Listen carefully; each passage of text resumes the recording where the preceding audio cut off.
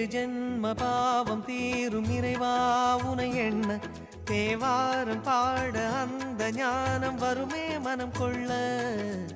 ஆதியான சிவனே சிவஜோதியான சிவனே ஆதியான சிவனே சிவஜோதியான சிவனே.